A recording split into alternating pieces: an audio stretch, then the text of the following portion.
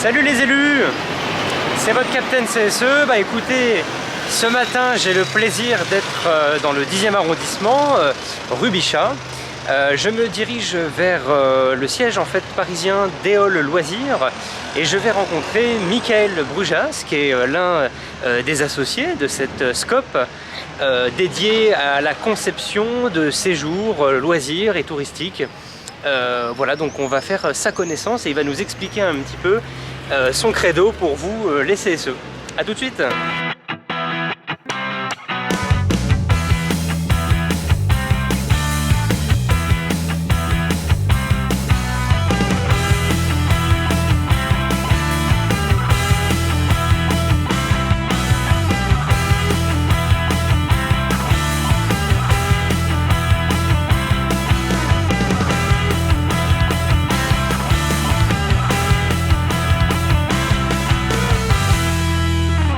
Bonjour Michael. Salut Benoît. Je suis très content d'être avec toi dans le 10e arrondissement de Paris.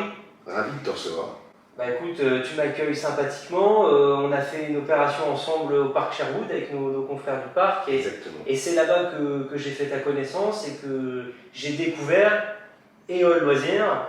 Et le but de ce matin, bah, c'est vraiment pour les élus qui connaissent la chaîne et qui regarderont le replay, je l'espère, découvrent, alors soit ils connaissent déjà, ou alors qu'ils découvrent pour le semestre 2 et même pour 2022, vu que tu es dans la filière tourisme. Merci Benoît. Alors qui est Éole? Je vais essayer de te pitcher de manière assez courte et assez concise. Éole, c'est la seule société coopérative du secteur, de notre secteur de tourisme et de loisirs, jeunes et familles. Okay. Et ça, on en est fiers. On est fiers de notre statut parce qu'on est dans l'économie sociale et solidaire. Et ça, c'est une chose qui nous tient à cœur. Et j'aime à dire qu'Éole, c'est un petit peu un esprit de start-up dans un corps de trentenaire. Parce que Éole est né en 1987. D'accord. C'était une association. En 87. D'accord. C'était une association qui était montée par Rémi, qui est président d'honneur de la SCOP et qui est fondateur d'Éole, que j'ai rejoint en 2001. On était deux dans un appartement à Gonesse, à monter des colos et à commencer une activité qui nous tient à cœur maintenant, mais qui s'est développée beaucoup depuis une dizaine d'années, que ce sont les journées récréatives. Voilà. Donc nous sommes concepteurs, on est spécialistes, tour opérateurs de séjours jeunes, et on a une partie colonie de vacances, séjours, en France et à l'étranger. On a une partie mini-séjour, donc ça c'est des durées de 2 à 5 jours. Et une partie journée récréative pour les enfants. L'objectif, c'est de concevoir des souvenirs, c'est vraiment notre baseline, Éole Loisirs, concepteur de souvenirs, à travers des activités ludiques, culturelles, sportives, fun. Voilà le panorama. C'est important cette idée de scope, parce que c'est vraiment un vrai travail d'équipe. Et à l'heure actuelle, l'adage « tout seul on va plus vite, mais ensemble on va plus loin », il est vraiment présent chez Éole, et je suis ravi de pouvoir avancer dans cette construction avec toute mon équipe. Donc effectivement ceux qui sont là depuis plus de 10 ans, mais je pense aussi à Pauline, je pense aussi à Camille, je pense à Christiana, qui ont mis leur pierre à l'édifice. Leur pierre à l'édifice, Louise maintenant qui est alternante cette année, qui est arrivée dans une année complètement dingue et qui re-signe pour 2 ans en alternance, en master, et cet esprit familial qui est présent depuis le départ, parce que au départ c'est un peu une boîte familiale qui s'est structurée. Et c'est pour ça qu'on est passé en société coopérative. Toi, tu es un produit pur du tourisme, tu connais vraiment bien les acteurs, la façon de monter des séjours, tout ça. Par contre, ton credo number one, c'est les mômes. C'est les gamins. J'ai l'impression que c'est ça quand je discute avec toi. C'est vraiment. Tu connais bien les ados. Hein, alors, nos projets, c'est de 6 jusqu'à 20 ans. Voilà, 6-20 ans. 6-20 ans. Et pendant le confinement, on a aussi réfléchi parce qu'on avait des demandes occasionnelles, beaucoup de demandes de séjours et de journées famille. Voilà. Et donc là, on s'est dit on va rajouter cette corde à notre arc. Essayer de se dire voilà, qu'est-ce qu'on va faire? Qu'est-ce qu'on va faire? Quel est l'avenir de notre secteur d'activité? Quel est l'avenir des CSE? Comment ça va se passer? Les CSE sont quand même eus, là, ça fait 3 ans. C'est une vague, c'est un tsunami. Je parle du changement de CE en CSE, puis ensuite la crise sanitaire. C'est waouh! En termes de pilotage de mandat, c'est lourd. C'est lourd. Et honnêtement, c'est en ça où moi je me considère aussi comme militant. Les œuvres sociales, c'est une exception culturelle française. Ça n'existe qu'en France. Nulle part ailleurs. Nulle part ailleurs. C'est un apport d'accès à la culture, au sport, à l'ouverture, au lien social, qui est important et pour moi essentiel. Surtout aujourd'hui, on parle. Surtout aujourd'hui. On nous a parlé de limiter les interactions sociales pendant un an. Pendant un an. Est-ce que c'est humainement possible? Non. Moi je le vois. On a repris nos activités journées récréatives le 26 mai. Ouais. Le 26 mai. On a eu l'autorisation, on a dit on y va. C'était pas encore l'écolo, hein. Les limités c'était qu'à partir du 20 juin. L'autorisation. Ouais, juste pour les journées récréatives, c'est une après-midi dans un lieu c'est une journée de loisirs. Une journée complète où les enfants sont pris en charge du comité d'entreprise, du lieu de travail des parents qui les emmènent le matin pour aller travailler, par nos équipes d'animation. Il y a le transport, il y a l'hébergement, il y a le transport, il y a l'activité, il y a la restauration, il y a l'équipe d'encadrement. Le matin, par exemple, on va faire des ateliers du chocolat, où les enfants vont visiter le musée Chocostory, et l'après-midi, on va aller faire Flyview, cette expérience, là, on est en jetpack, on survole Paris. C'est cet objectif d'alternance entre une activité où les enfants sont acteurs de quelque chose et une activité fun, d'ouverture, de découverte. Et le matin, on prend les enfants, on les ramène le soir à 18 h au comité d'entreprise ou à l'entreprise, différents sites. Hein. Toute la journée est ficelée de Toute A à Z. la journée est ficelée. Super. Alors, province aussi un peu ou pas? Province. Parce qu'on, là encore, nous on est des franciliens, mais j'imagine un élu qui nous regarde et se dit putain, moi, la majeure partie de nos CSE sont franciliens. Et pourtant, on a des comités d'entreprise comme Airbus à Toulouse qui nous ont fait confiance, qui ont mis en place ces journées d'évasion. Parce que oui, Toulouse, Bordeaux, Marseille, Lille, Nantes sont des villes où il y a énormément d'activités culturelles, ludiques, de loisirs, ça se développe de plus en plus, et où on peut proposer ça. Et nos équipes d'animation, nos animateurs, sont ici de toute la France. Et puis je le répète, tu as 600 occasionnels. Tu t'appelles ça, voilà. Alors les occasionnels, voilà, on a des animateurs qui ont un travail à côté, qui sont profs des écoles, qui sont directeurs d'école, profs de sport, ça c'est un tiers. On a des animateurs qui sont intermittents du spectacle. D'accord. Et qui font en complément. Des ateliers, travail d'animation, théâtre, clown, musique, clown, ça va être divers et varié. Et puis on a une partie d'animateurs professionnels qui vivent de l'animation. C'est dur de vivre de l'animation, mais voilà, ils essayent.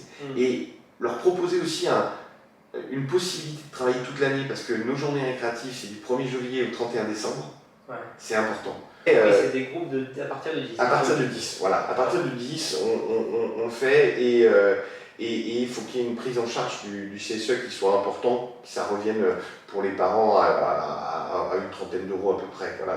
En moyenne, c'est à peu près ce que... Et là, ça attire, donc c'est un financement de CSE à 60-70%.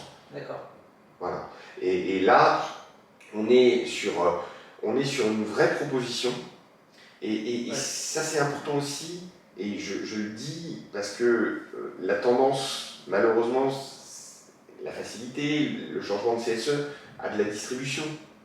Oui, en fait, je comprends ton combat et ce que tu veux mettre en avant dans ton discours, c'est que, disons-le clairement, aujourd'hui, les CSE de taille moyenne ou les gros CSE, c'est normal, ils sont aussi dans ce rôle de distribution de cartes, de réduction ou de plateformes digitales, avec des bons plans.